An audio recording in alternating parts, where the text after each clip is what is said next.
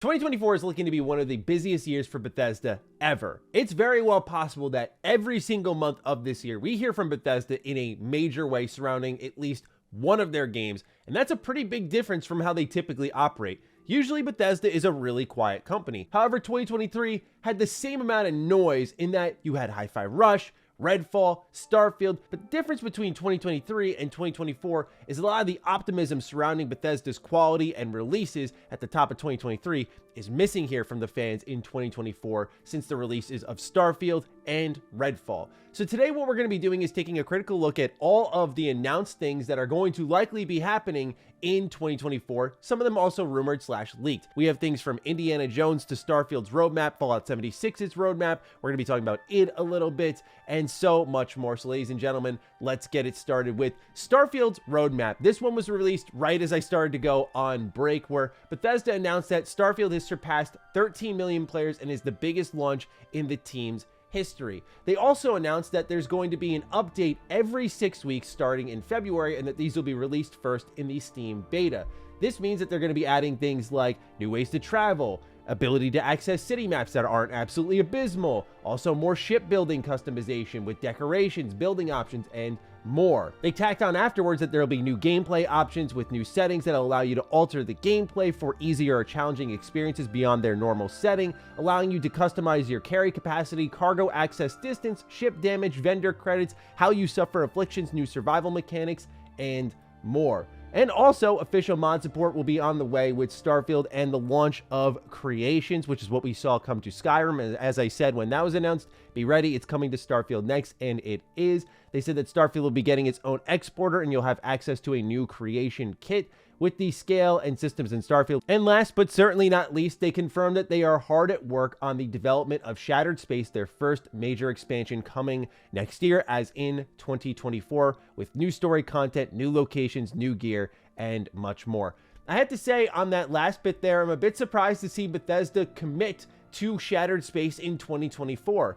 I say that because it seems like, as I was away, the criticism of Starfield is only ramped up, where it feels like there's a lot more left to address in the base game and fixing those issues before you get into a massive expansion like Shattered Space, where maybe that could be pushed back. Now, as far as we know, according to a recent video that was released featuring Todd Howard and his history with all of his games, is that Starfield has about a 250-man team, and when you look at the scale of the updates, especially going into the holiday break for Starfield, they were really small scale. So the hope is that some of these free updates coming out starting in February are more meaningful, because I think that was something that irritated fans consistently. Surrounding Starfield were other big successful RPGs like Cyberpunk 2077 and Baldur's Gate 3, of which we're getting massive updates in the form of expansions or epilogues or surprise transit systems and so on and so forth. And then Starfield was going like, hey dude, here's DLSS. And people were getting annoyed at that. Like, these should have been launch features, and now they're being dropped in the game months after its release. What are you guys even working on? So it's become a lot of a prove-it year for Bethesda, when it should have been just riding that steady incline. Given that we'll be getting these updates about every 6 weeks, it means that some things that we're really looking forward to, like, for example, I'm the most curious about new ways to travel. That sounds to me like the biggest answer, potentially, to Starfield's problems, in that the traversal and the exploration isn't as fantastic as we would like it to be. It's been disappointing for many people out there. So that's something I'm looking at thinking, okay, what is that? Is that an on-foot new travel mechanic? Is that something in space? Are you overhauling how travel works? Is that too ambitious to expect from Bethesda Game Studios? And so on and so on.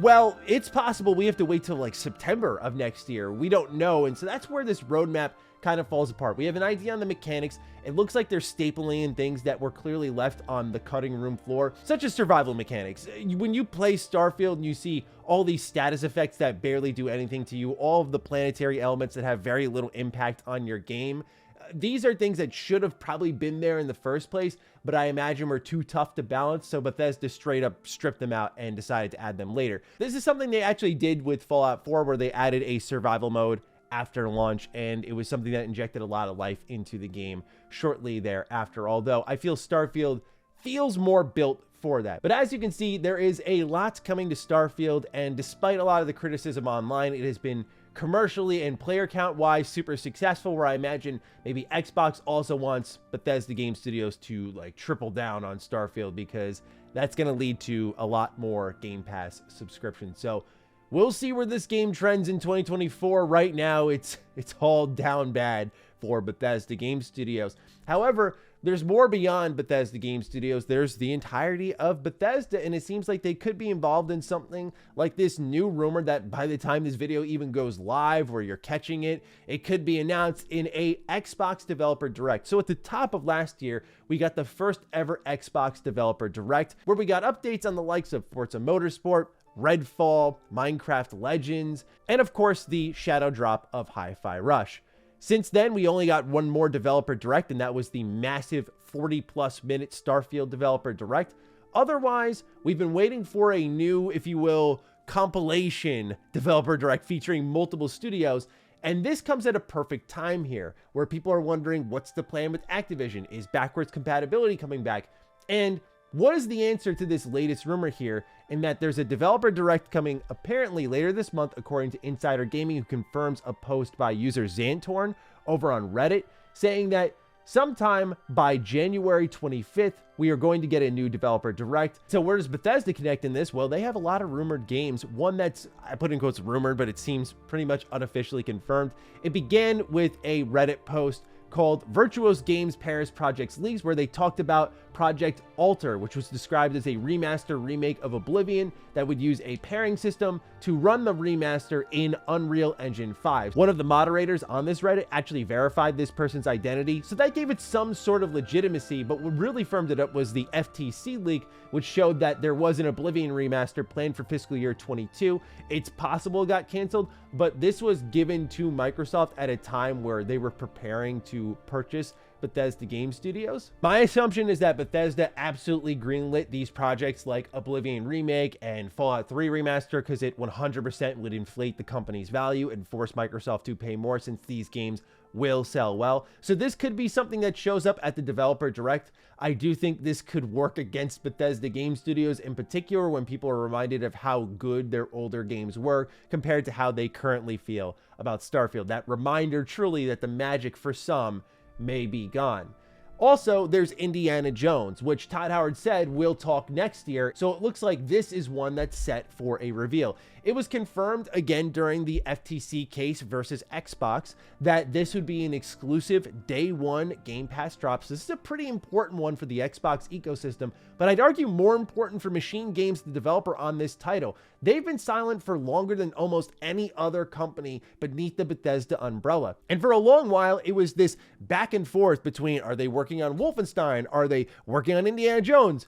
And then we learned they were working on like Quake 2 remaster content. So I think that Machine Games wound down Wolfenstein 3. It seems like, based on Todd Howard's comments here, that we're going to get Indiana Jones first at the very least. And this makes sense because Machine Games spent so long working on the Wolfenstein series. And while we were promised originally Wolfenstein 3, I am excited to see them take a crack at the Indiana Jones series, because I love some of the games growing up, like Staff of Kings, especially Emperor's Tomb. That game was amazing. So I feel like this could also be one we see at the Developer Direct. It's kind of a up in the air situation though, because now we know two certified Xbox beats are the Developer Direct at the top of the year, and then naturally the summer showcase. And so these types of projects can fall in either place. I feel like the Developer Direct will be a good spot to announce these sort of things, because when you take a look at the general layout for Xbox, they have so many things that are ready to go apparently in 2024, from smaller projects like Towerborn, maybe less exciting ones to the general public like Microsoft Flight Simulator 24, to big ones like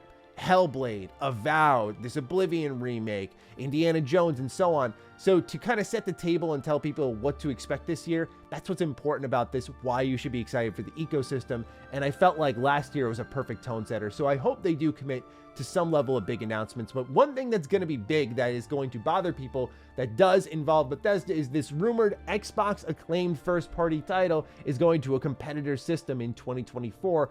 And it's been reported multiple times now that that game is HiFi Rush. Now, I don't want to go all in on this because Quite frankly, I want to wait for it to happen. I do plan on talking about it in a separate video because I am of two minds on it. I do understand the business reason why Xbox would do this.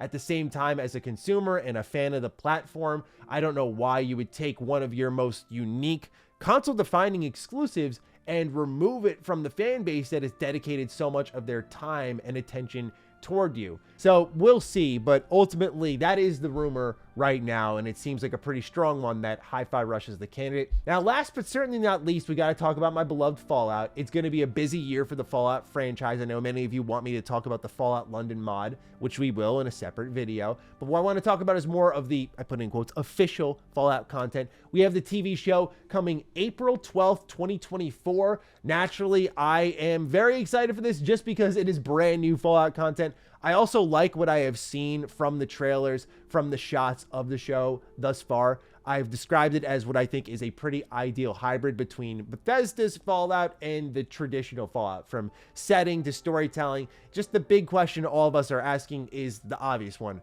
Where are the factions beyond the Brotherhood of Steel? I think we're still set for another trailer at some point before the show launches to tell us a little bit more about those factions, especially when you see in one of the shots that the Brotherhood of Steel was under attack. And my guess is it's the NCR. Still, you have the Fallout TV show, and naturally, this is going to be sort of the gravitational pull that all of these other Fallout products are going to revolve around, including the aforementioned Fallout London mod, which is releasing in April of this year. So you can keep an eye out for that because the timing couldn't be better, right? But when it comes to official Bethesda content, they're also going to be really busy. Now, I know not many people on this channel are in love with 76, but it is set for one of its busiest, most important years yet. I mentioned at the end of last year how they almost got me. It felt like the newest update in Atlantic City was almost there. I'm just not crazy about these expeditions, but with this next update, which they promised in their 2024 roadmap, they said that the second installment, Atlantic City, America's Playground,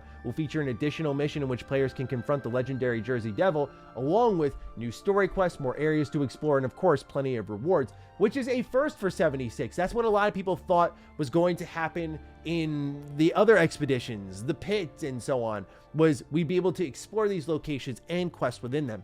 This is the first time we're actually leaving the map for 76 and going somewhere where we can quest and explore and fight enemies, and that is really exciting because it can again set the table for more of that, which is what fans have been asking for a long while. But what they've also been asking for arguably longer is expanding the base map, and that's something that Bethesda Game Studios has also confirmed, saying war never changes, but that sure doesn't stop Appalachia from mutating. Later in 2024, we're expanding our map southward deep into the wooded heartland of Shenandoah. This once uncharted, tranquil expanse in the heart of Virginia will bring in new questline, factions, and rewards.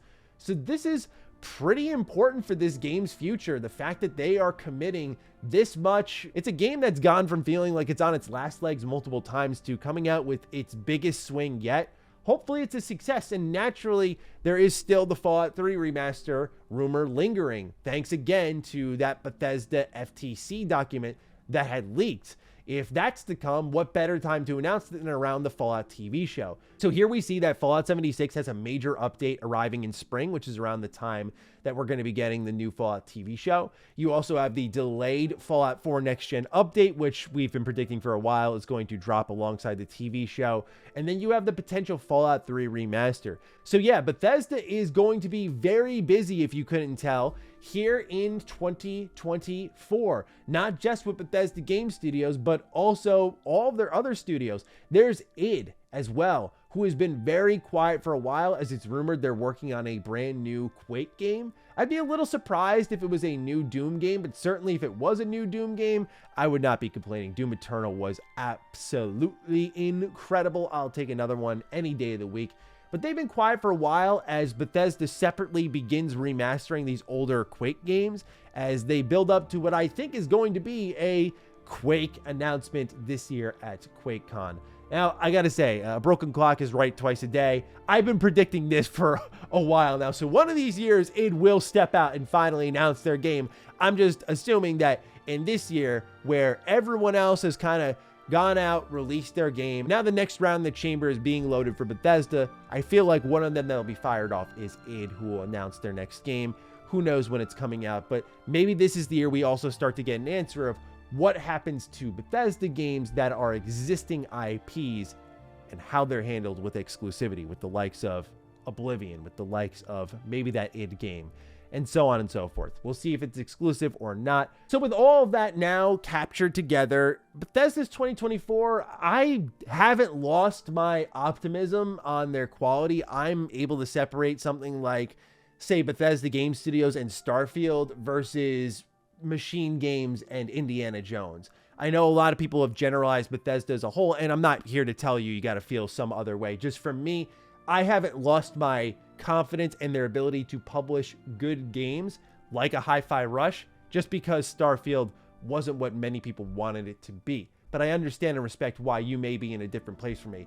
I'm excited personally for stuff beyond Starfield. I look at Starfield more so as this keen observer. You may have watched my top 10 games of the year video. Starfield ranked at number 6. I enjoyed it a ton, and naturally I will be covering this game throughout the entirety of its life cycle, and I'm looking forward to playing it more in this year. However, I am going to be watching as Bethesda does these updates, how they are going to be reacting to the wave of criticism that slammed them toward the end of 2023 and did not slow down, but only grow. Naturally, I did it in my own way with the How Skyrim Ruined Bethesda video and How to Fix Bethesda video, which I wanted to make in a more constructive, less, I'd say, angry manner, as someone who did enjoy Starfield but could see how Bethesda could be better. So this is where Bethesda kind of stands in 2024. They're poised for another successful, strong year, but we'll see if they can win back some of the fan excitement, the fan belief, as they release a few other projects beyond Starfield's updates. So, ladies and gentlemen, fire away down below. Let me know your thoughts. Other than that, take excellent care of yourselves, and I will see you in the next video. Be sure to follow me on Twitter, follow me on Instagram. Those links are in the description down below. And a big thank you to all the patrons, all the members who continue to support the heck out of the content here. Stay sexy, stay active. I love you all. Peace.